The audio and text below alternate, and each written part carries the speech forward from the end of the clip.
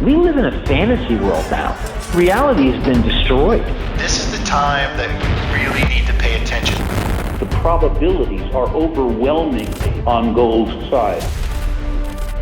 That is the best environment to see gold increase its value. Welcome to Palisade's Gold Radio. I'm your host, Tom Bodrovics. Joining me today is Steve St. Angelo of SRS Rocco Report and Nate Fisher of RenaissanceMen.org. Nate, how are you today? Good. How are you, Tom? Excellent. It's great to have both of you here with me. And of course, Nate, this is kind of an idea that you put together. And Steve, I appreciate you being up for really the discussion about the energy cliff. You know, this is an idea that Steve and I have explored many times on the show here. And Nate, you come at this from not necessarily an outsider's view, but just a different viewpoint from a risk analysis framework that you're used to looking at the world through. So tell us a little bit about how you kind of came to this idea and why you wanted to have this discussion. Well, as I mentioned, I've been a huge fan of Steve's for quite some time, and I do a lot of writing that are very long blogs. And a lot of times when I go through that, I write about a lot of Steve's work. And, you know, sometimes you're sitting there and you're kind of like, well, what if this? What if that? And, you know, Twitter is not necessarily a great place to have a debate of 140 characters or so. So the idea I kind of pitched to Tom and Steve was to, you know, have a discussion here to kind of flesh out some of these ideas. It's not going to be like a right or wrong, like a debate. Basically, the concept here is that trying to get some more awareness out for anyone that doesn't know about this, but then also what can you do about it? We're taking a look at risks to government here, to business, to the individuals. And we wanted to kind of look at this like, hey, you're living in Florida, there's a hurricane coming, which is the energy cliff. Well, what can you do about it? Because there's a lot of stuff we see on Twitter back and forth a little bit is, you know, we see energy cliff and it's like, okay, but now what? But now what? So, you know, when I'm responding back and forth with people, it's kind of like in short bursts, you don't really get the ideas built out. So what we're looking at here, take a look at the next slide there, Tom. The risk analysis chart that's up there. So with that, if you're looking at this through the lens of risk, basically it's like if you're living in Florida, you have a high likelihood of a hurricane coming. The consequences can be catastrophic. So you start looking in the extreme areas. So you start to plan of ideas of what you can do about it. This can be like putting wood outside of your on your windows. You can, you know, get flashlights, shortwave radios, that kind of thing. Stock up food. But I live in Pennsylvania, so I don't really get hurricanes. So somebody like me really wouldn't plan for this too much. So we're going under the assumption here. Can you go to the previous slide? So we're going to the assumption here that the energy cliff is coming. And what we're trying to do here is we're kind of looking at the ideas of what can we do about it through the lens of how you would do risk analysis. So usually it's accept, avoid, transfer, or mitigate. And those are kind of the options that we have here. You can't really avoid this unless you want to move to the moon or Mars or something like that. Which probably takes quite a bit of energy to get to either one of those places. Musk might be on his way there now, for all we know. So with this, at the very end, a lot of people that listen to this are also investors. So not that we're giving any kind of investment advice, but you know, if this energy cliff is coming, and people are going to try and do something about it, how can any of us maybe look at ways of playing that? You know, if there is a hurricane coming to Florida and you own a sawmill and you own a lot of wood, you figure business is going to be kind of good. So with that at the very end, probably going over a couple ways that we can, you know, maybe profit off of this. So the next slide here is the base case here. We're going to accept it. Just imagine a hurricane is coming. We're just going to accept the consequences. We're going to sit down. We're going to watch some Jeopardy, turn on the TV, and it's going to come. So with that, it's kind of like Steve is going to pitch the case here of, you know, what can we expect for the energy cliff? What's going to happen? We're going to accept that the hurricane is coming. What's going to happen if we do nothing at all? So Steve, with that, you want to take it away? Well, thanks, Tom and Nate, for inviting me. And it's good to, I'm very happy of always discussing these things openly. You know, the information that I put out, it's what I believe to be true. And I think the evidence for the coming energy cliff is there. The only thing that could be off is maybe the timing of it. And so even if that's the case, I don't think the timing is off that much, but it's good to still talk about this because everyone in the world is going to be facing this. So it's an important discussion. So did you want to go to the next slide, Tom? Okay. I was just going to say too, we're going to give a short overview, I guess, of the energy cliff and what it is. But if anybody wants more information or doesn't fully understand it, the last discussion that you and I had, Steve, which I'll put a link to in the show notes, is a real in-depth overview of what it is, why it's coming, and what it actually means. So if anybody wants to get a bit more clarification on that, we'll put that in the show notes as well. Great. Yeah. And to keep things simple, I like the KISS principle, keep it simple, stupid. And basically the energy cliff is going to happen because we've done this before. And I've presented several examples, but the good ones are the late Bronze Age and the ancient Roman Empire. And they were based upon wood fuel. And we took wood, we made charcoal to smelt, to make bronze, copper and tin. And then in the Roman Empire, it was more iron. And we moved to the Iron Age. And so it took a lot of wood to do this. And so basically the peak of these empires, these civilizations, occurred when the wood consumption, there is actually plots of looking at wood consumption in the Roman Empire. And we could see the peak of the Roman Empire when the consumption of wood started really to decline. And the reason why the wood declined was because they ran out of the easy, accessible wood, which is the famous movie Gladiator. In the beginning of the movie, you see Russell Crowe in the battle with the Germanic tribes, and they were there for the wood, the high quality wood. And so when you look today, we're facing the same problems that the ancient Romans and the late Bronze Age civilizations, and that is now the problem with energy, which is oil and natural gas and coal, but mostly oil and natural gas.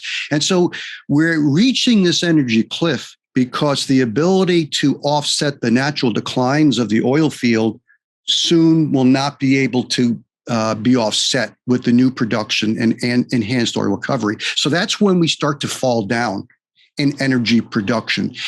And so the OPEC reserves are overstated. There haven't been really many major oil discoveries. Last year, we only discovered 3 billion barrels of oil, where if you went from the 50s to the 70s, the least was 20 billion. The most was 80, 85 billion. We're just not finding enough oil, and it's just not economically there. And then we've turned to fracking, which declines in the United States. The shale industry declines 45% a year. That's stunning. And so when you understand that 8 million barrels a day of production is lost, 45% is lost every year, at some point in time, we're not going to be able to replace the declines. And then we're turning to green energy to offset the fossil fuel emissions. And that's not going to work either. So if we go to the next slide, which basically in a nutshell shows the problem. This is done by Louis Arnault, and it shows all the energy that we're consuming.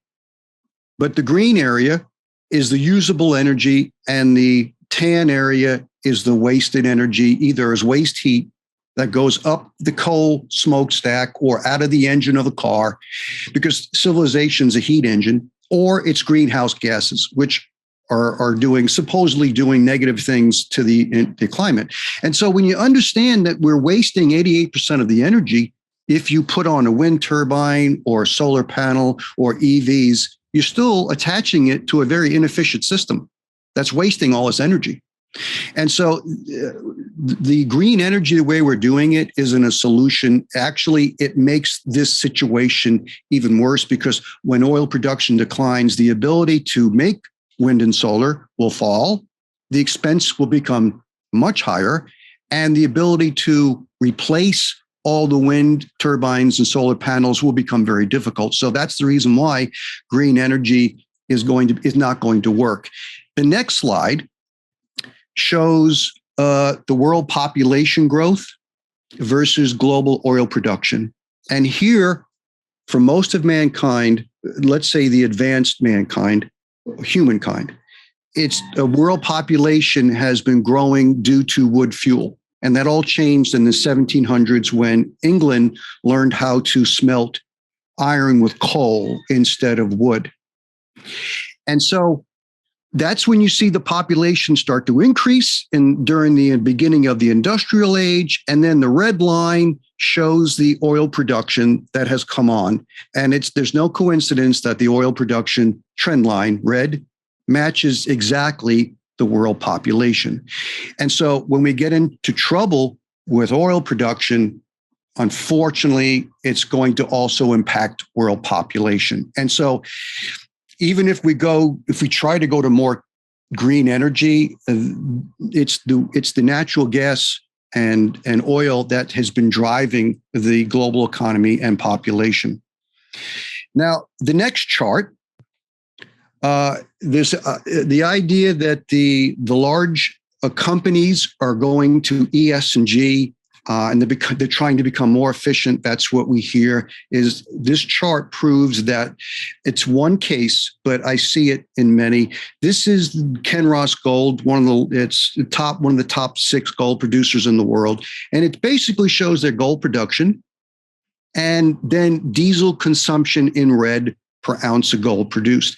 And Kinross has been telling investors and the world that it's becoming more efficient with its energy consumption. And what we're seeing here, it's tripled from 15 gallons of diesel per ounce of gold in 2009 to almost 47. And this is not becoming more efficient. This is less efficient. And the reason why is these open pits are getting older and they're going further down. They're traveling more. There's no way to really become more efficient with energy, unfortunately. And so we could see here that the idea to become more efficient is not really working, even before they start to go green. And then the last slide is really the nutshell of everything. It's the energy return on investment. This is not dollars. This is actual how much energy you get by how much energy you invest. And early on, when we first tapped into all this wonderful oil, Rockefeller did in the early 1900s, the energy return on investment in 1930 was 100 to 1. But then as we went into and found more oil, it took more energy to get this oil. And by 1970, it fell to 30 to 1. And now shale oil is 5 to 1. Oil sands is 4 to 1 in Alberta. And oil shale in Wyoming is less than 2 to 1. And then methane hydrates, which there's trillions of barrels of equivalent of that, is you lose energy trying to extract that. And so what Charles Hall says, who's the founding person about the study of the energy return on investment, he says our complex global economy needs a minimum from its oil of 12 to energy return on investment. We need 12 barrels of profitable oil barrels for every 1 barrel of energy that we get in extracting it. Now, when you look at this chart, we can tell we're getting into trouble in the United States because as we ramped up shale oil, which is only 5 to 1, it took a lot of debt to do that. And so we could see there's no coincidence that the debt has really started to increase after the minimum energy return on investment started to really fall.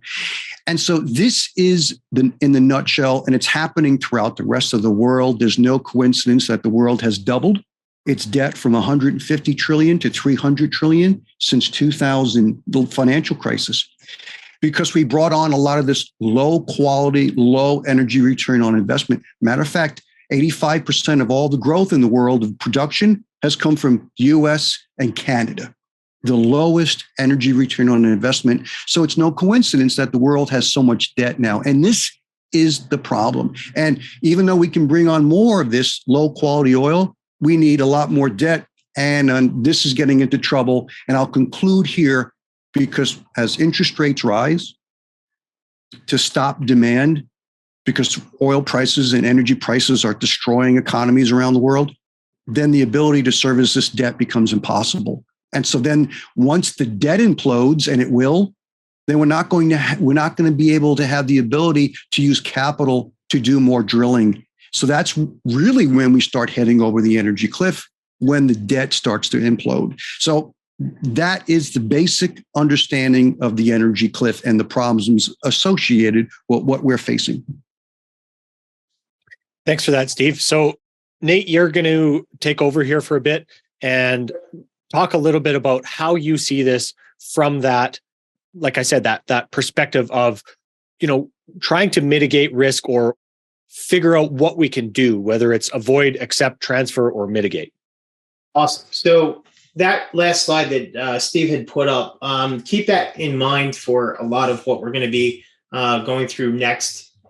Basically, you asked the question, what can we do about it? So I have about 9 ideas or so. I kind of consolidated some of them from a really long article, but we've got 9 ideas here. Most of them are mitigation. I think I have one of them that are transfer, and I'm kind of going to be building a case here on top of each other, one after another, that is going to be kind of a holistic view.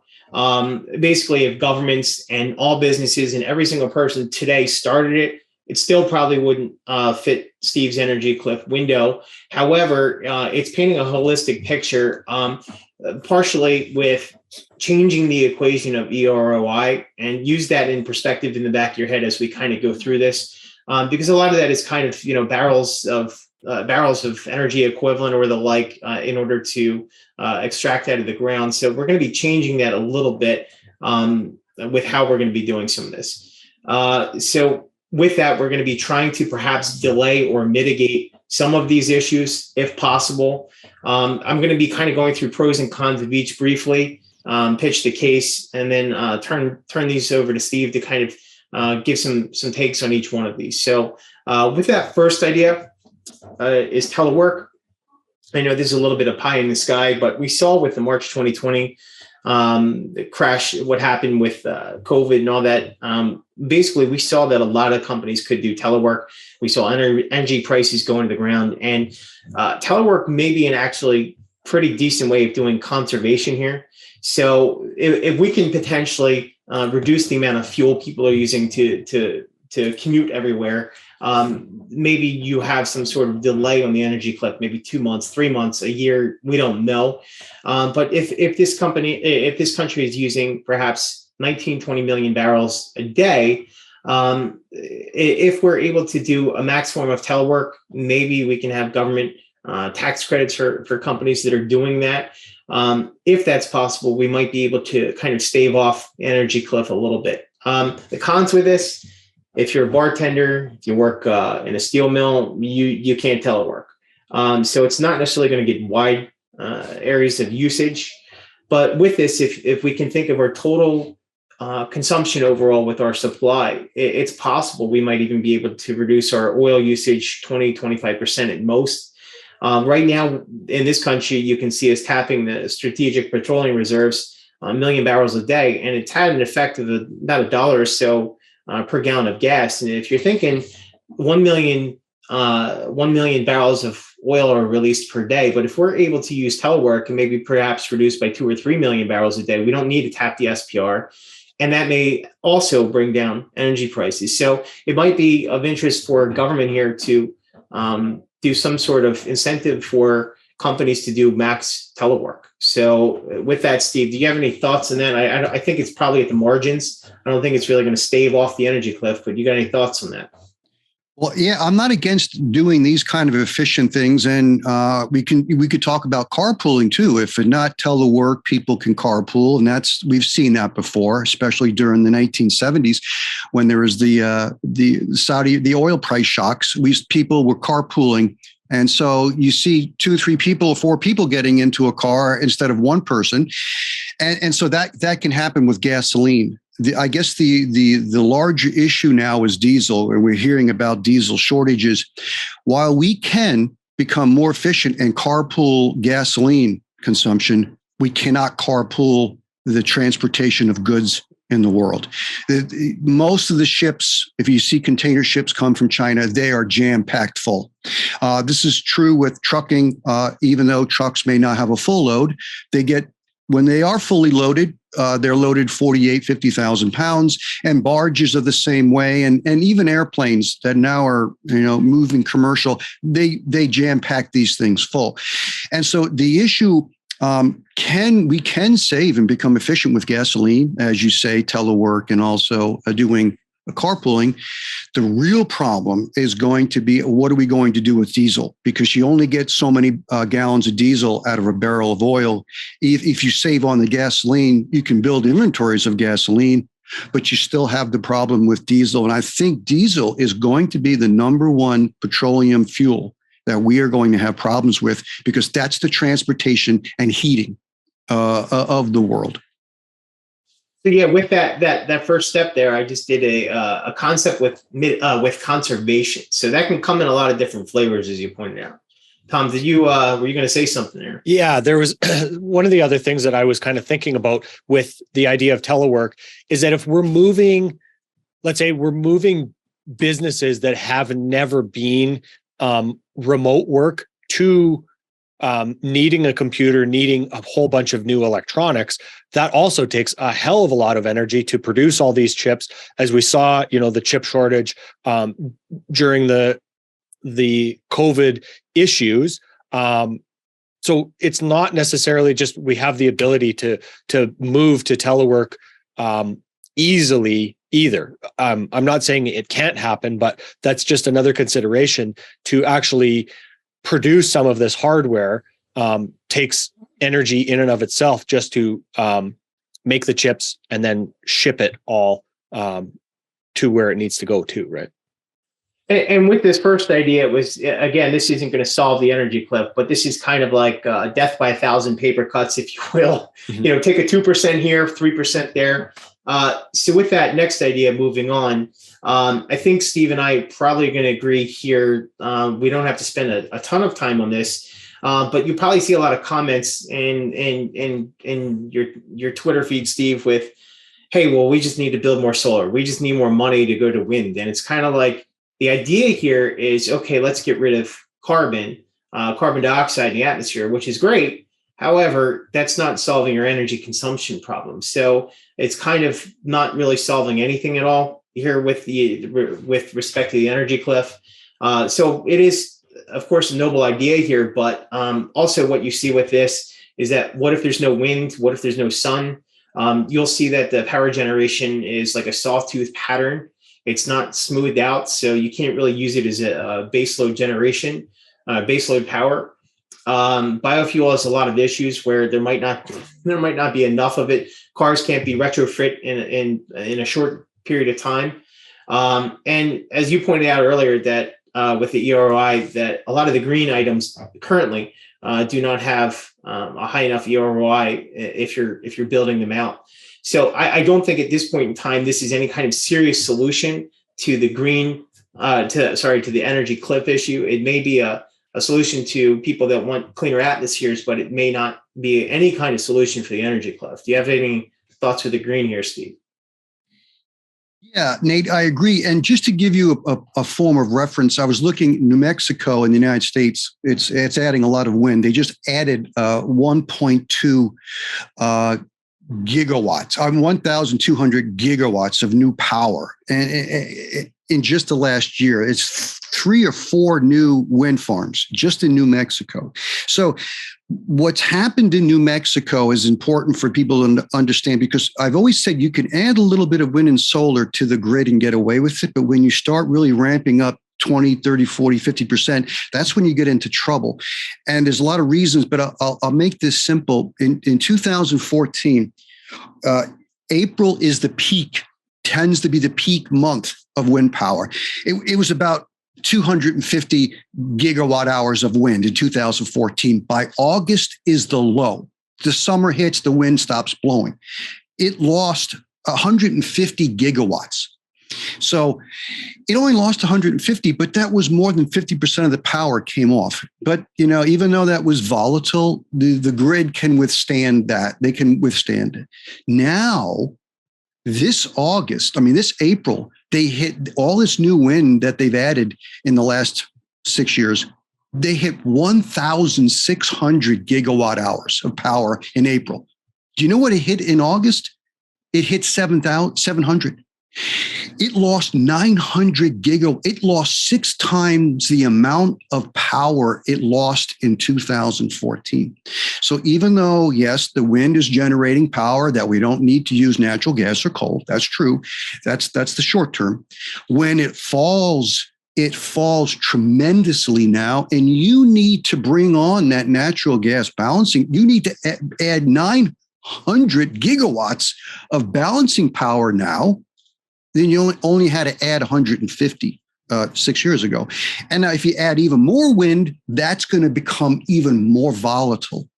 And so this is the problem with wind and solar. The more you add, the more volatile the grid is. And what the grid managers want, they want stable base load power. And you only get that from coal and nuclear.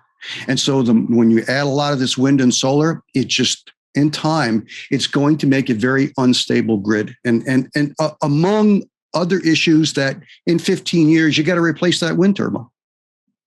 Well, and you said something there that is so important, Steve. And I would actually correct you. Grid managers don't want stable power. Grid managers need stable power, right? You need a baseload power, and then you need surplus supply. It's not like a rubber band effect. You need to basically be able to match your grid demands with the ability to generate power, basically on a one-to-one basis at this point. And we're recording this on Friday, November 11th, and I just had an interview come out with a former editor of Popular Mechanics magazine, Jim Meigs, and we had gone through the idea in that interview that a lot of these countries that end up going to solar and wind end up actually increasing the amount of natural gas and coal that they're burning because their grids end up being less dependable, less regular. They're not producing the same amount of power on a regular basis. So they need the higher natural gas component to come back in if they're shutting down, let's say, nuclear plants because of the environmental, not constraints, but the environmental opposition to nuclear. So they actually end up increasing their carbon footprint instead of decreasing with those grids that end up trying to rely too heavily on solar and wind. And again, this is not to say that solar and wind can't work. This is not to go against any of these ideas. We're just trying to have an adult discussion about this stuff and to try to figure out what the best way forward is. It's not to put these energy systems down. They definitely have their place. We discussed that as well, where they are able to actually contribute to a grid, but to have a reasonable discussion about this instead of green only is good and fossil fuel only bad. Yeah, and you're right. I'll just conclude with saying this. What you were saying it correctly, and it's very difficult to understand the engineering. But from what I understand, the nuclear and coal and even natural gas, they have strong inertia in the grid, whereas wind and solar do not. And matter of fact, to restart a blackout, they're trying to figure out they can't really do that with wind and solar. You can only really do that with coal, nuclear, and natural gas. So it's about this, and the inertia of the grid is powered mostly by the base load power of the fossil fuels and nuclear, not by solar and wind. So yes, it's very disruptive. I think that's a perfect segue to the next slide. So the next slide here, the concept here is I read somewhere, correct me if I'm wrong, I believe we got about 300 years of coal in this country. And, we're shutting down all these coal plants everywhere. And what do we have to replace it? I know what it seems like is in Europe, they're shutting power plants down before they have anything that can come online to replace it. So the idea here is to try and use as much cheap energy as possible to keep the lights on until we might be able to transition to a lot more nuclear. So there's going to be a theme that's moving on here a little bit. And if you have a lot of nuclear generation, you're not necessarily using barrels of diesel to produce a lot of things. And we'll build on this concept a little bit. But a lot of the green people currently don't necessarily like nuclear, but I think it's getting some more traction in some of their circles. We can definitely see how there is within the pros there that there do exist some sort of clean coal and technologies now. They may not be perfect, but it's a lot better than it used to be. I know we can still do fracking. I live in Pennsylvania, where I'm 7 miles away from 3 Mile Island, if anybody's ever heard of that. We have coal regions, which my great grandparents worked in, and we have fracking all over the place. I believe we're like the second leading fracking state in the country. So we have a ton of cheap energy available to us here in Pennsylvania. And it seems like if we're going to be trying to stave off the energy cliff, we need to find ways to produce cheap energy and more or less discourage heating oil, discourage natural gas, because that's where you're starting to run into issues with depleting your fossil fuels that go into this ERI equation. So with the cons here, basically this big concept here is to develop nuclear. I think the big cons here is nobody wants a nuclear plant in their backyard. Everyone thinks of Chernobyl. They think of 3 Mile Island. And with that, I think if the energy cliff was a lot more widely understood, I think we would be using a lot more coal right now. I know it still takes diesel to transport it, but I think it's the best thing that we have, like for instance, in my state, to perhaps stave off the energy cliff maybe a few more years. I think developing nuclear is plausible, but I think none of this, Steve, you can step in here. I don't think any of this can get built out before this energy cliff is hitting. And that, I think, is like, we're getting the wood to put on the windows as the hurricane is hitting us. We might not make it in time. So I like the idea of building up nuclear here, but I just don't think we're going to be getting there, because what does it take? 15 years to build them out? And I don't think we really have anything that's coming online in this country. I know China has a whole ton of them coming online. And I know they're a huge coal user and fossil fuel user. So maybe with all of their nuclear coming online, it uses a lot less coal or fossil fuels. But I think in this country, we need to start thinking about developing our nuclear fleets. So any thoughts to that? Yeah, Nate. What's interesting is the idea of clean coal, and they're still trying to do that. Matter of fact, the poster child of clean coal was the Kemper plant in Mississippi. Maybe you heard about it. Even Obama praised this, and it was going to be coal to gas, clean gas. So they spent $7.5 billion to build a $1.5 billion natural gas plant, because the $6 billion that they were going to spend on making coal to gas turned out to be an economic disaster, and they imploded part of that large part of the plant that they were going to use, the coal to gas. So unfortunately, again, just like with the ES&G with the gold miners, the ES&G going with clean coal, it just doesn't work. But if we're going to use coal, let's use coal, like you said.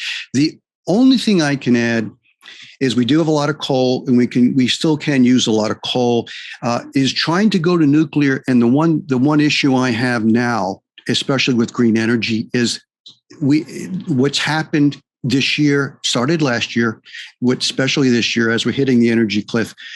What we thought that was going to cost to do a nuclear power plant, which is the disaster taking place, the Vogtle 3 and 4 in Georgia, the last nuclear power plant that we're trying to build, is $30 billion. Now, with the cost of fossil fuels and I think they're going to be going up much higher. It's going to double and triple again the cost to produce or manufacture, construct a new nuclear power plant. We could do this in the 70s because of the low energy return on investment or the high energy return on investment. But now with the low energy return on investment of fossil fuels, and we're hitting the peak of production, the cost to build these nuclear power plants in the West is going to go 2 or 3-fold. And lastly, the ability for China to ramp up their nuclear, and I've been looking at this, and I'm going to do an update on this. While they are building a bunch of nuclear power plants, and they have plans to build a lot more, China is getting in trouble with the same problems the West is. They're having cost overruns, and they're having these nuclear power plants are taking longer, 2, 3, 4 more years to build than what they said. So the issue that China's going to have now is with the price of fossil fuels, which they import a lot of, it's going to go up much higher. And so the cost to construct their new nuclear power plants, they're falling well behind their forecast for new nuclear plant additions. They keep pushing it back and pushing it back. They're not meeting their goals. So I think even though it would be nice to add more nuclear, I think we have run out that clock due to the problems with the peak of energy production, and now the cost of the fossil fuels makes nuclear, unfortunately, not sustainable or not economic in the future.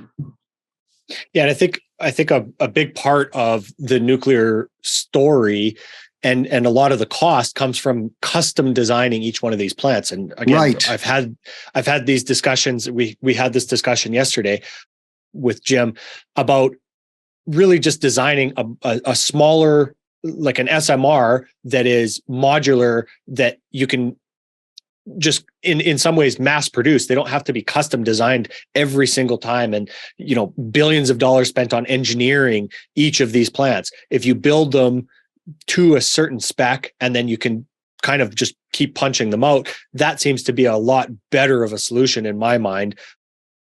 Whether or not that takes the energy into account to actually build them, obviously not, but that seems to be a lot better of an idea rather than having these massive costs for these big, huge plants. Instead, making smaller plants that are easier to just kind of replicate. Yeah, I would agree. I would agree with that. If that was possible, yes. Why manufacture the nuclear power plants? Why make custom ones? And then they, I don't know what the issue is. The SMRs, from what I've been reading, they can produce up to 10 times the amount of waste fuel. And so even though you can make them maybe more efficiently on a manufacturing scale, once you get the technology down and is still working on that, and the energy cliff clock is running down, then the problem comes down with the efficiency of the uranium fuels. And that's another problem. But you're right. If they're going to do it, they should do a manufacturing kind of a system rather than custom. Mm-hmm. Yeah. And of course, there's thorium reactors. There's all kinds of different ones. We don't need to get into that here, but there's a lot of different ideas being kind of coming down that pipeline as well. Even ones that use waste fuel from other old plants, I believe. Nate, you want to move on now? Yeah, I think we're good for the next one. So with this, the idea is like green at the home level. So if this energy cliff is coming, perhaps you're going to be seeing things like diesel shortages right now. You're going to be seeing possibly natural gas shortages, whatever types of shortages, the flavor of the day. The concept here is if you're adding solar and batteries to your house, and I did this about a year ago. So the pitch here is, well, you know what? The hurricane is coming, but I'm going to board up my house and I'm going to stock myself with food. I'm going to get my generator ready and I'm going to be okay with power while everyone else in the neighborhood may be out of power. So the pros here is that, you're definitely able to withstand any kind of blackout or brownouts or grid down situations that you may even be seeing every year in California here due to their power generation issues. So when you have people like myself in our neighborhoods also getting more and more solar on their roofs, it also is less stress on the grid. So I know in California, they also have laws now that if you're building houses, you need to have solar on your house. However, if your grid goes down and you have solar and you don't have a battery, you can't generate power because it's like a worry that it's going to feed electric back into the grid. So that battery allows you to then withstand any kind of grid down situation. So during the day, I run power in my house with the solar, and then it charges the battery, and then overnight the battery takes over and produces electricity overnight. So I can go with like 19 hours or so with the grid down and no clouds. So this is good if you have children.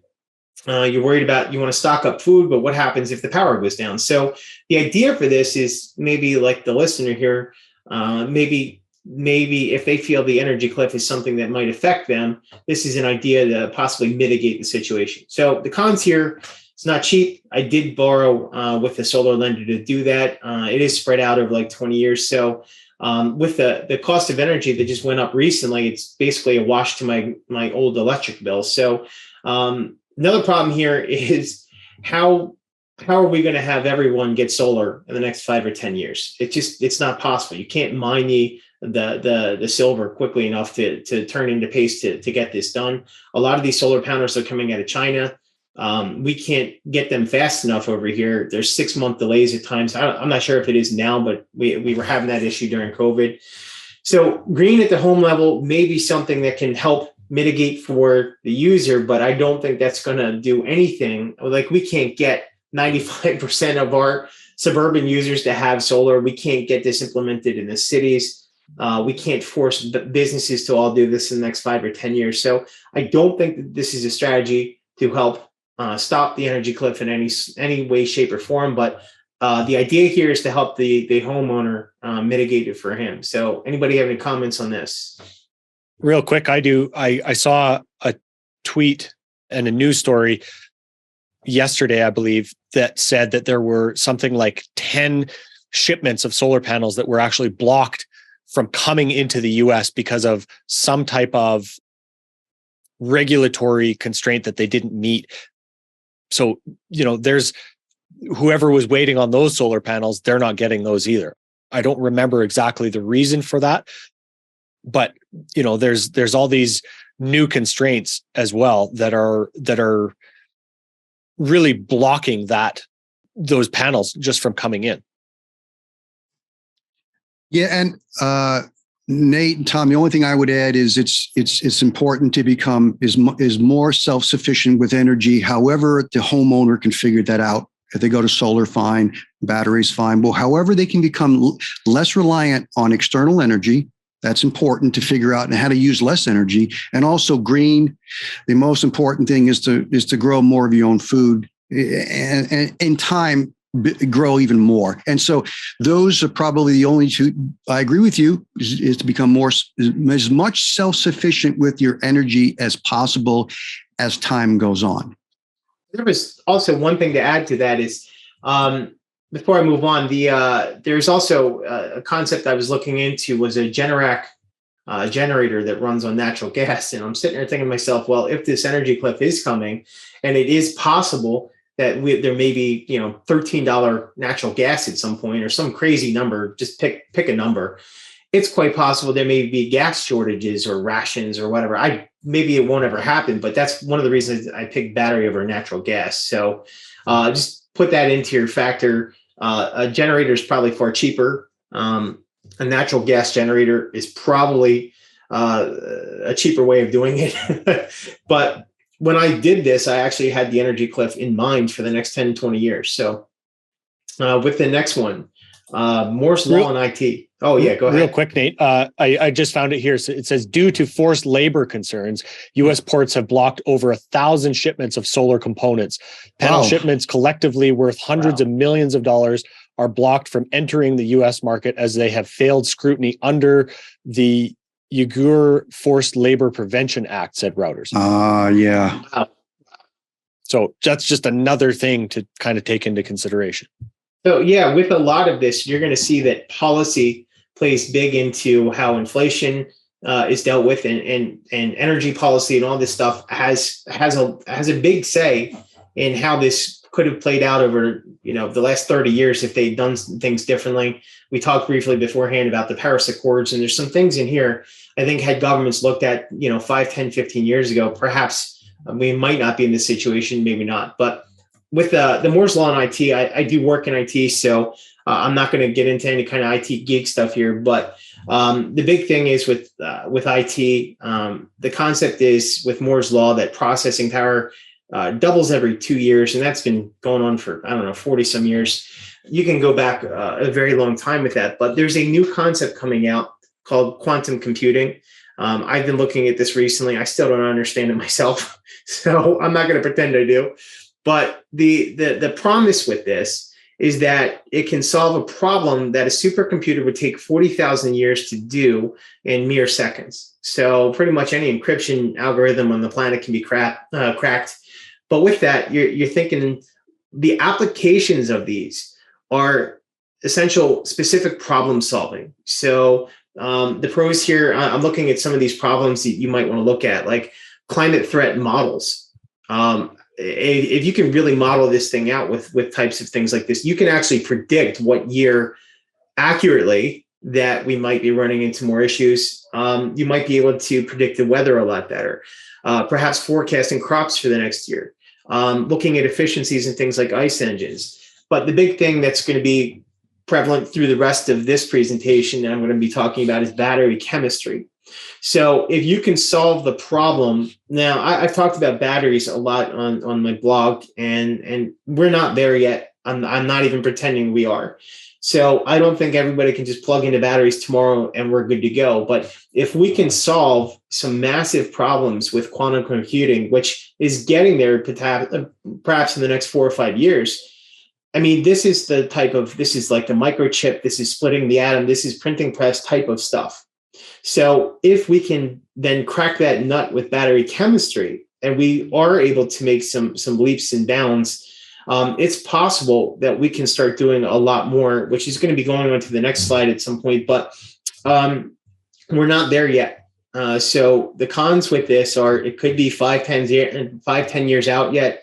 And even if they do solve this problem in 7 years, is that hurricane hitting us before we even solve that problem?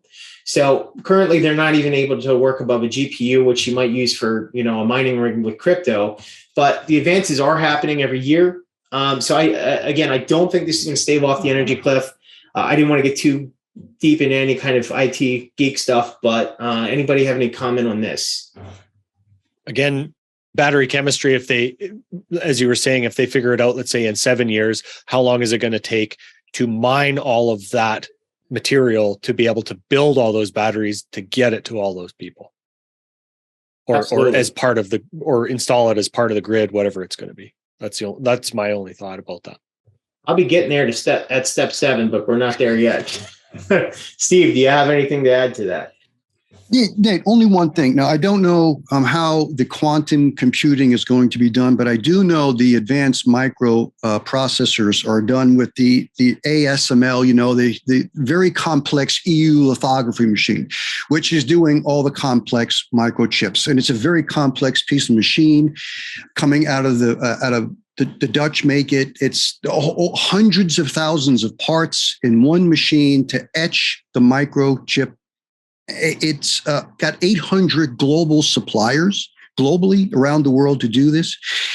And so the issue is to get this advanced microcomputing, and you open up a fab plant to do this quantum computing. The fab plants that we have now have their own specialized gas facility next to them to make these highly specialized pure gases to do all the work it takes to make these semiconductors. Well, if I can stop you there, Steve, a little bit, this is taking all of that equipment and throwing it in the backyard and hitting it with a baseball bat. None of that stuff matters at all with this. With quantum computing, you don't need that. Yeah, so you're saying is you don't need that. None of that. And that was the major breakthrough, is that at issue right now with microprocessors and the like, you're dealing with heat. So we're running into limits because we can make things smaller and smaller and smaller, but we run into a problem of heat. And that they've been making great advances. But Michio Kaku said something about this in 2011. I used to love watching him on TV, He said sometime in 2022, 2023, somewhere around that, he's like, we're going to run into the edge of Moore's law. And he's pretty close to right. It's getting there. So what's basically going to happen is we can't miniaturize anymore. And what this is it's a complete different thing. And they're talking about states of things that exist and don't exist. And I'm going to be looking into this a lot more, but all that equipment that we're talking about, just take that out and throw it in the dumpster. So that's the big thing. That's the big advance that has promise right now. So all that capital investment will be worthless, is what you're saying. Yeah, but it's how quickly can quantum computing overtake it? And I that's see. the thing. Could it be 5 years? Could it be 10 years? I've been chatting with somebody that's worked at a company recently. I don't want to talk specifics here, but the thought is that they're several years away from getting through that threshold where we can say goodbye to our current way of doing things and start moving on. And I know Microsoft and Amazon right now are in partners with this company that they're doing things right now live with them. So there is promise there. It is working. It's actually in progress, but it still needs to start moving further along and build out. The company I'm looking at it's got 500 million in cash. Its burn rate is about 9 million a month. So it's preserved cash well. It's well funded by all the big players. So there is something there to it. So I don't want to get more geeky than I have right now, but the promise here is that it can start solving a lot of bigger problems. And again, I don't think this is going to stave off the energy cliff, but if the energy cliff does happen, the hurricane does happen, this is where I'm putting my resources to figure out, bigger problems. So, okay. Thank you for sharing that. Yeah. Nate, are you saying that these quantum chips, like the hardware, is going to be easier and maybe less energy intensive to produce than the current stuff that we use? Yeah, it's done a completely different way. So okay, I can't even pretend to tell you the physics about this because I looked at this thing for like an hour and I'm like, I still don't know what I'm looking at. And I got a few years of college about all of this stuff. So I've worked in IT for 27 years and none of this stuff is in production. So gotcha. Anyway, this moves on to the next slide perfectly. So batteries. So as I mentioned, we're not there yet. But the concept here with batteries is that you can potentially build out big batteries. I know like Elon Musk gave one to a Texas town. You can use these to capture excess power generation.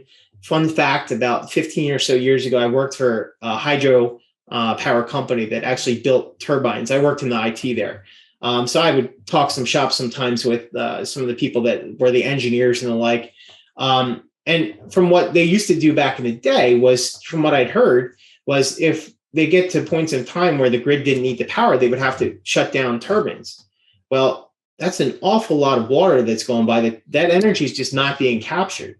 And I know right now, from seeing some other people's slides of things that, there can be excess solar generation at times. And what they do is they end up selling it dirt cheap so people actually consume it because they can't stop it. So if you can capture these excesses with these batteries, and then when the sun goes down or goes behind clouds, you can then smooth out that generation with these batteries. So that's kind of where I'm getting at with the first part of this. But the second part of this, then you start getting better batteries that can work in, EVs and other equipment. I'll get into the next slide. But the big thing here is I think it can help us capture excess power generation that we're already getting right now, but we're just not able to capture. And also, I think with quantum computing, I'm hoping in the next 5 or 10 years, it figures out battery chemistries to a point where we can start making batteries that are a lot more energy dense, less costly, more efficient. They can store greater quantities. I mean, why do a lot of people not buy EVs right now? Is because, if you have a range of 200 miles or something with your car and you got to drive 250 miles, you can stop somewhere and, charge up for 5 hours or something or whatever it is. I work an hour and a half from where I live. I'm not buying a car with 200 miles on a range. So we have some limitations here with batteries, but overall, as I mentioned, we have cons here with energy density problems. We're not there. We can't put batteries to fly planes. They're too heavy right now. So like, I don't think this is anywhere near to stave off the energy cliff. But like I said, I'm trying to build a case here one step at a time, which is eventually going to lead to the next slide that I'm going to talk about. But for now, does anybody have any comments with batteries? No, I don't. I don't have any comments about batteries. You brought up a lot of good points about them, and so I think the issue would be is the ability to ramp them up in the time we need them, and so that would be the issue. Okay, this goes perfectly into the next one then. So electric mining. So in my blog, I have these pictures sometimes of these green trucks. They're electric trucks. They don't look anywhere near the size of your regular diesel trucks. But a former mining exec had reached out to me and said, hey, there are mines that are actually using these things now, full electric. I don't know of them. But the concept is, I saw some pictures of this. I'm like, hey, if we're figuring out this whole energy cliff stuff using an EROI equation, and diesel is part of this equation to get all of our raw materials, well, what if we were able to mine and drill all of our raw materials using trucks with batteries, using batteries that maybe store excess capacity from hydroelectric equipment, from hydroelectric dams? Maybe, you're able to store power in these batteries from nuclear plants, and your trucks are able to charge on them. So there is some promise there now where you're starting to extract raw materials using equipment that is not being powered by diesel and perhaps may not be being built with diesel. So there's some promise there. However, it's not without its cons. So I think the cost of this would be stupid, ridiculously high, unless there are countries that would give tax breaks or tax credits to people or subsidize these trucks. If you're a miner right now and, silver's $21 an ounce, you're scraping by. If you're a silver primary, you probably, having problems. And somebody's going to turn around and say, you need to buy all electric trucks. You're going to be like, yeah, no, I need $35 silver to do that. So I think there's going to be a possibility someday where you're going to have bean counters doing cost benefit analysis, where there's going to be a threshold, $7.25, $9.50, whatever that price is of diesel, that it's going to be more attractive to get these electric trucks and build the infrastructure with the incentives and tax incentives. There's going to be a point in time. Now, these trucks, they also might need to be charged for 12 hours to run for 6. You might need 4 of them for every truck you have now. And if these trucks are 1/3 the size of the big ones, you might need a fleet of 10 trucks to replace one right now. So that is not very attractive. However, if you have those breakthroughs with batteries, like I mentioned, and you have tax incentives that might be able to help out. The concept here now is by, idea number 7. So I'm starting to look at a case here now where I'm now looking at the EROI of how we're getting things. Because I know in that slide that Steve had where, if you're using an EROI to get, oil out of the ground, then it's 5-to-1, but you're using diesel equipment to do it. And what if you're using equipment that's powered by solar and batteries? Does that affect the EROI equation of pulling that oil out of the ground? Furthermore, if you're pulling less and less oil out of the ground from conservation, from using nuclear, and the oil that you are pulling out of the ground is for like clothing, for rubber, that EROI means nothing. It just drives the cost of the product up. So I think when you're looking at the possibility of electric mining, we're probably decades away, okay? But the concept here is promising if it can get built out, and I don't think it can in the next 5 or 10 years by any stretch of the imagination. But the concept here is, if governments were to look at a concept of this instead of the Paris, accords that they're doing right now and capping, carbon dioxide, if they were to put a lot of tax incentives into things like this and getting all of their raw materials, because all this green stuff that they're talking about, that Steve talks about, that anybody talks about, everyone will tell you all of these raw materials are being pulled out of the ground with diesel trucks that are polluting the atmosphere. It's ridiculous. All those wind things, all these wind turbines, they're built with, plastics and high end plastics and I forget what the word is that they're built with, but all of this equipment is built on the back of diesel. And if governments were to start looking at how they're getting raw materials, that might help also with the carbon side of things. So anything here with carbon electric mining, I know it's a little pie in the sky, but it's going to lead into the next one. Hey, I did an interesting relatable post on going to electric farming because it's very similar, right? Either we're mining metals for our goods and services, or we need to eat food. And so you've got farming equipment and you've got mining equipment, but they're both very important. So John Deere has been working on the ability to go to electric tractors, and they're doing this in Europe. They started with this one. It's called the CSAM. It's the Sustainable Energy Supply for Agricultural Machinery. And basically, it's got a 1,000 kilowatt hour battery on it. And then it's autonomous. The problem is when you scale these, and that's a small tractor that you're talking about, these smaller mining equipment. If you go to the Series 8 combines, which is really the backbone of the agricultural industry, it's these John Deere tractors that have the double tires on each. There's 8 wheels on each tractor, and it pulls a massive combine. And sometimes you see 4, 5, or 6 of these working in tandem. The battery that is needed for that Series 8 John Deere tractor is 100,000 pounds. So they've realized, well, we can't do that because it's not only is it not economic, it's stupid. So what did they come up with GridCon? They went to a very small tractor that's autonomous, and it's hooked to a 3,000 meter extension cord. Mm-hmm. And then they've got 4 or 5 of these little autonomous tractors all hooked up together, and they all have an extension cord going to each. And so you need some software guy trying to figure out how to turn these things on the farm property. And so here's the problem. Trying to go to electric, either with farming or mining, they will try to do it. They will have electric. Unfortunately, the physics, and until we can come up with a quantum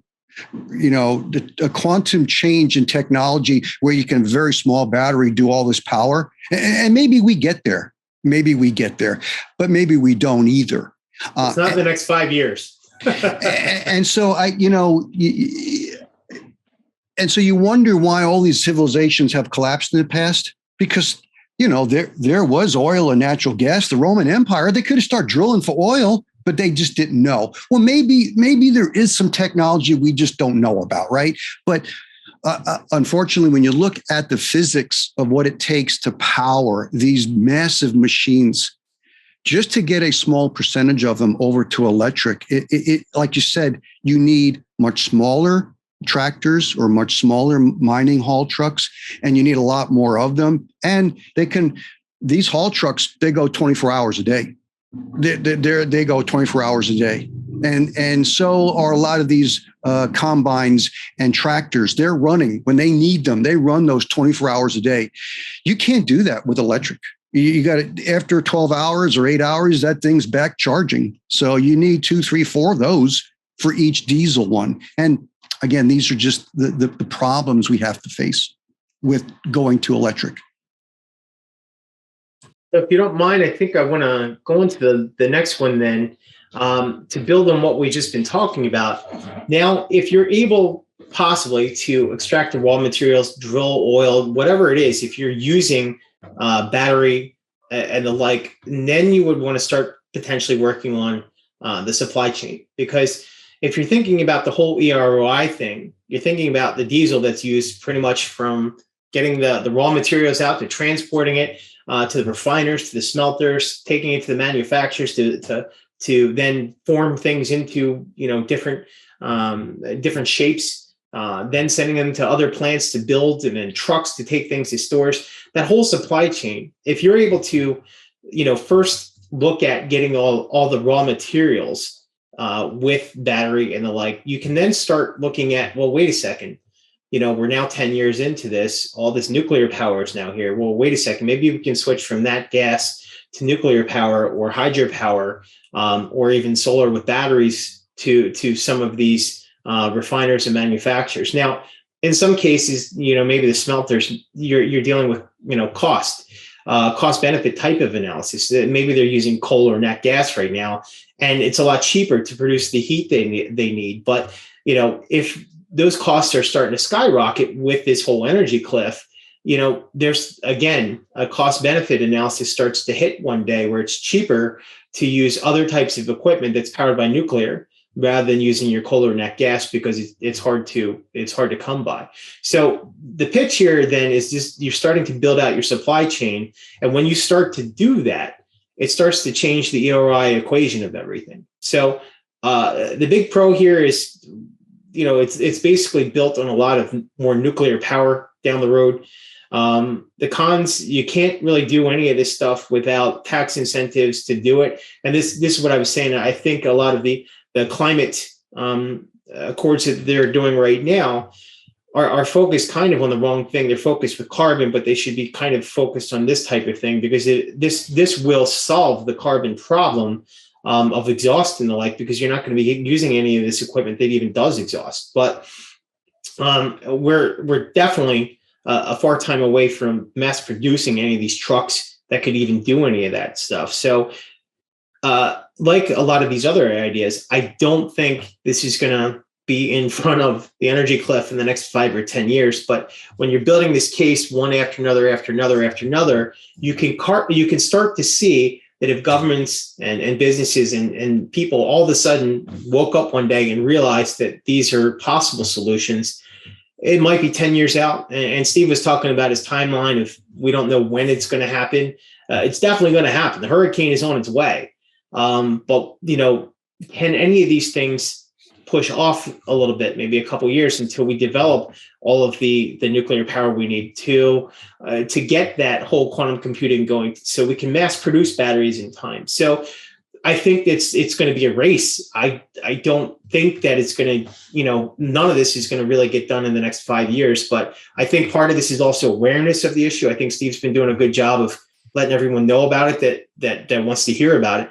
But with that, I think this is the next step. If we're able to start mining raw materials, build out the supply chain. So Steve, Tom, you got any additions to that? I don't have anything. Yeah, Nate, the only thing is, if we really wanted to ramp up the nuclear, gosh, we should have done that 2 or 3 decades ago, when we had the energy to do that. And so you hear a lot of politicians promising, and people say, well, where are you going to get the money to do that? You promise all these things you're going to do. Where are you going to get the money? And what we need to start doing is, we need to get rid of that word money and substitute energy in there. Where are you going to get the energy to do all these things? And I think that when you look at a price tag, when you buy something at the store, you see the price tag. Let's put how much energy it took to make that thing. And no one understands that kind of thinking. And so, because the energy isn't thought that way, the issue is, if we were going to nuclear the global supply chain, and let's say that's a smart idea, gosh, we should have been smart about that 3 or 4 decades ago. And unfortunately, I think we hit the energy cliff. It's 2025. And just like Fukushima affected that in Japan, 3 Mile Island did that here, 7 miles from me. So I was a small child when I was whisked out of the house, all these alarms were going on. So do you have any final thoughts? That I want to get to the last idea here. Yeah, and I had mentioned this in one of our exchanges. I had the opportunity of spending about a month with Don Arabian. He's since passed away a few years ago, 95 years old. He was one of the 4 men that was credited in putting man on the moon. He was in charge of the mission evaluation room. It was all the top engineers in Houston, Texas, that were doing all the troubleshooting of the Apollo program. And so it was basically, he ran it.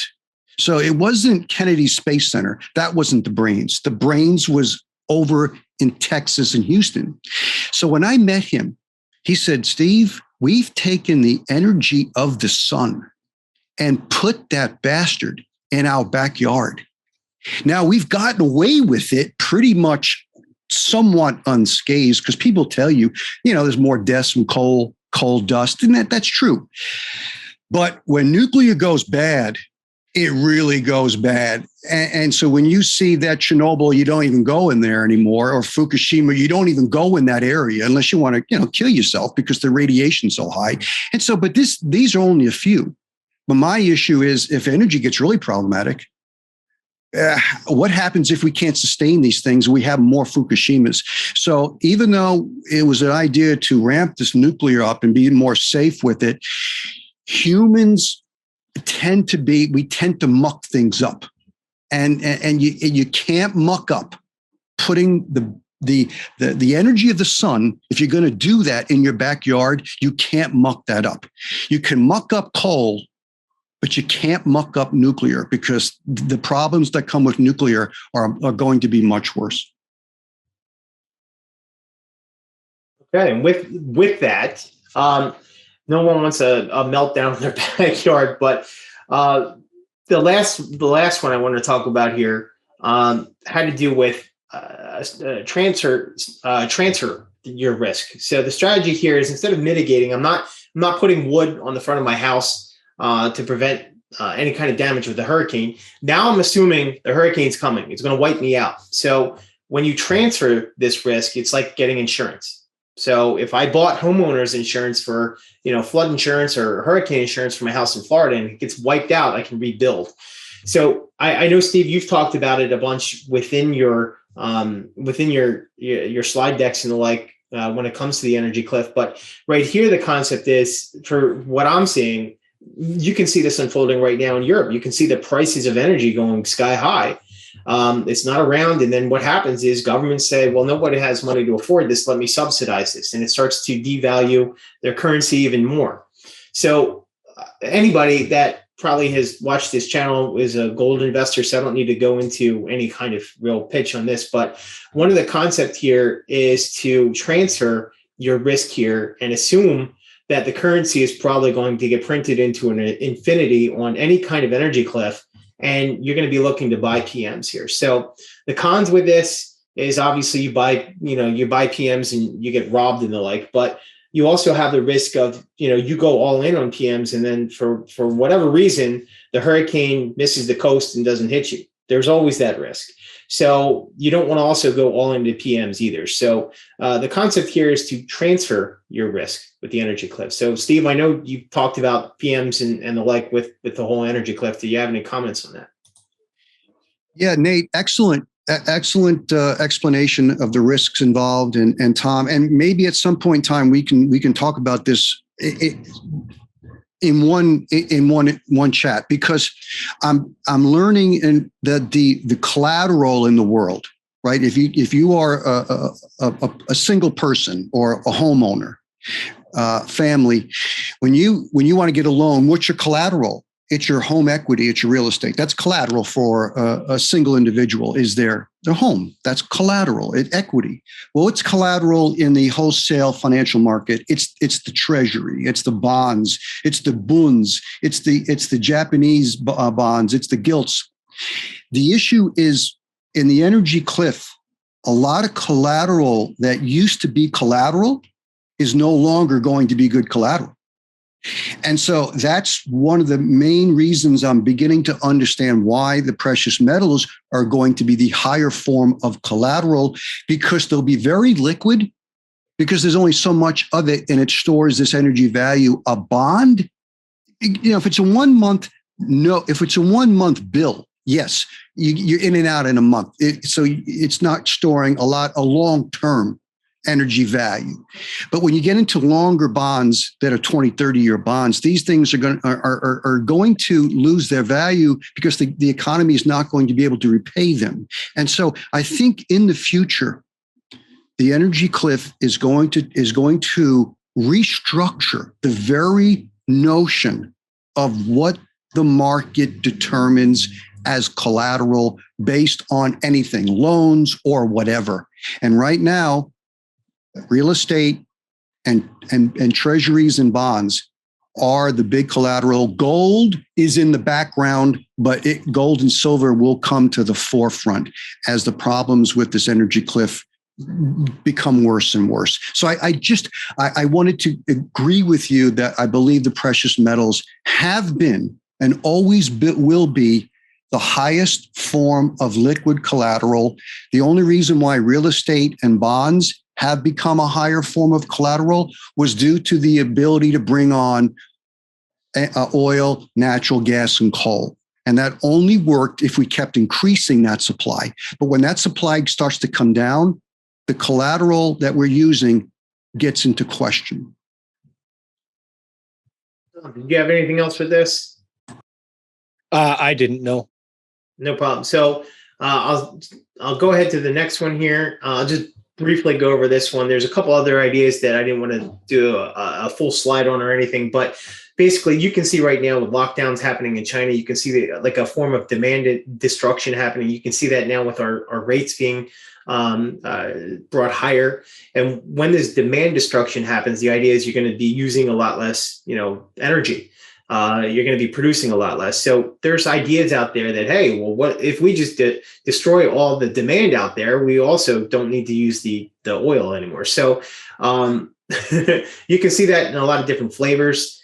Things like mass transit, you might see in some of your suggestion boxes, but that may only affect people in the cities at the moment. It might just be at the margins.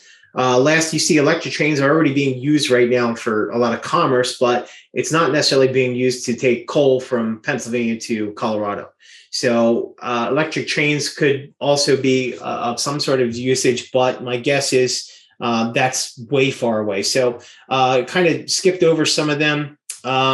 If we can go, let's go to the next one where skate to where the puck is going. So talked about a lot of things here. And if anyone wants to try and mitigate these issues, I have a list here that basically we touched on all of these things. So you can think of as a start of this, the quantum computing industry, how that may advance a lot of things with battery metals and the like. Oil producers, you're going to see hockey stick costs. Coal producers, if you're going to be running out of energy, you see that now in Germany. Aren't they refiring up coal plants or something like that? So you can see that energy is always there in case there's problems with the grids going out. So nat gas, PMs, battery metals, and all those that they entail. EVs, from what I heard, it takes 189 pounds of copper to make a single battery for a Tesla or something like that. So, all of these things come out of the ground with diesel. So if we're moving to a way forward with different types of energy, you're looking at potential solar panel producers and the metals that go in that. And Tom, you mentioned the supply chain issues with that right now.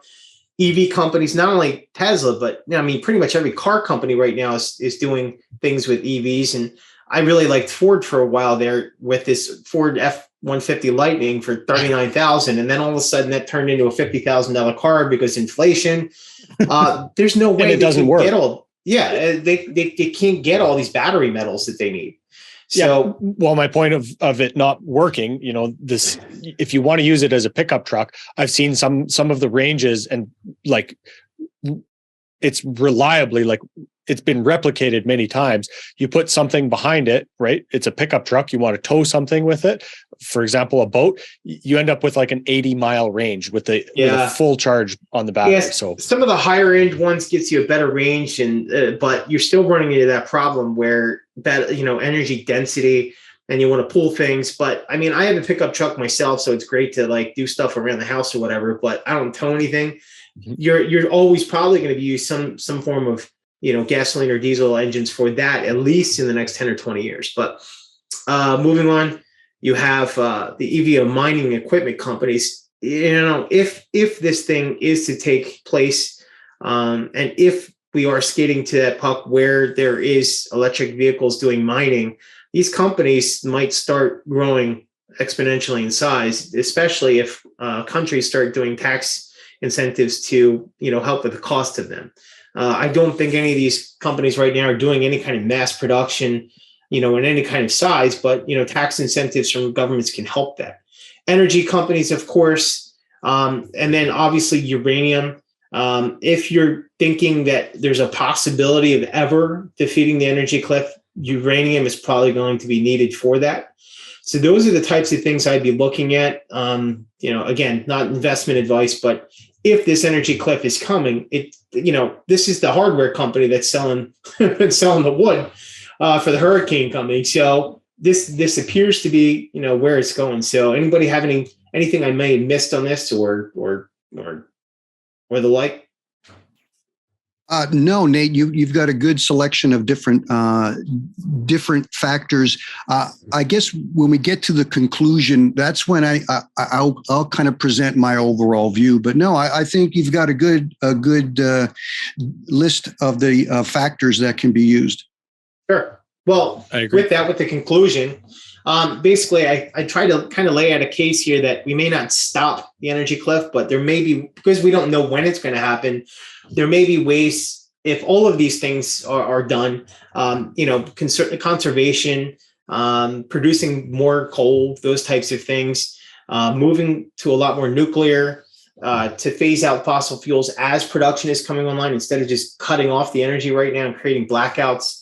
If you're looking at the whole EROI situation, if you're then looking at how you're getting raw materials and supply chains, that whole equation changes.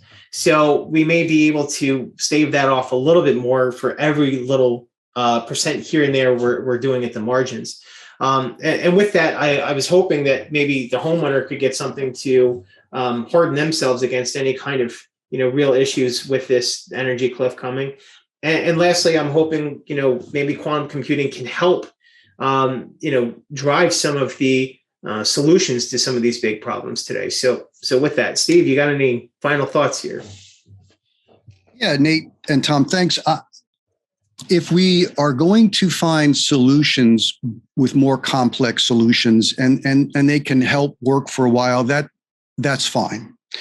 If they don't, I bring up Joseph Tainter and his work on the collapse of complex societies. And so there is no coincidence that the collapse of a society, a complex society in the past, and there's many examples of them, what happens is they use more complexity to solve a problem of the complexity they have right now. And so when you start, let's go to very complex batteries, instead of using, diesel fuel, you see that it's a much more complex solution.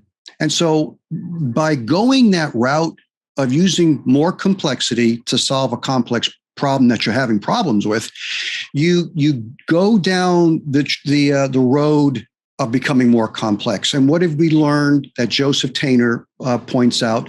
That the more complex we get, that's a telltale sign that the civilization is getting ready for collapse. And so, unfortunately, when you understand the simple equation that complexity and more complexity and more complexity eventually leads to collapse due to the problems with energy, then the solution is to become more simple, because that's all what collapse is.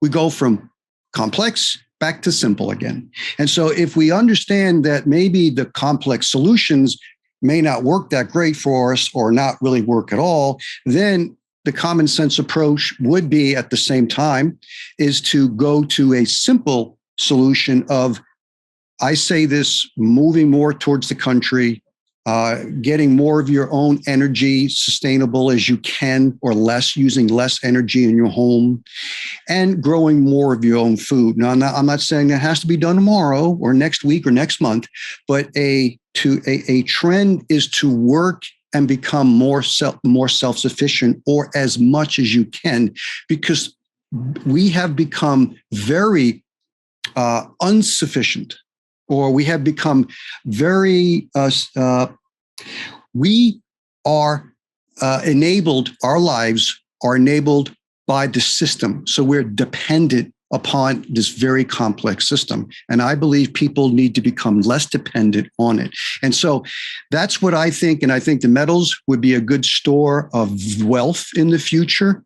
but I do think the keep it simple, stupid principle is to move to more simple solutions and to become more self-sustaining yourself, because I don't think the complex solutions are going to last that long, even if we get some. So I think that's the best way for me to conclude this whole situation, the whole chat about the energy cliff and where we're going. Yeah, I want to thank you both. Nate, you put a lot of work into thinking about this and putting these slides together. And I really appreciate you reaching out. And Steve, I appreciate you being willing to have this discussion and be generous with your time here. You know, even if you don't necessarily agree with the energy cliff, I think it is something worth thinking about, worth considering, because there are so many factors that it really, as you're saying, Steve, the complexity of the system we're currently using and dependent upon is affected completely by the abundance of energy that we have. So this is at least worth considering and giving a little bit of thought to, even if you don't necessarily believe in it on first pass. So again, I want to thank you both for your time. Steve, you're available at SRS Rocco Report, both on Twitter and your website, and renaissancemen.org, right, Nate? Correct. Excellent. Thanks so much, guys. Really appreciate your time today. Yeah, and thank you very much. And it's always good to explore where we're going, because everyone is going to be facing these issues. Everybody is. And so it's important that we discuss them openly. Absolutely. This podcast is for general informational purposes only. Nothing on this podcast should be taken as investment advice. Guests on this show are not compensated for their appearance. Listeners are urged to educate themselves and make their own decisions. Do not base any investment decisions on the information contained. To view our full disclaimer, please visit our website.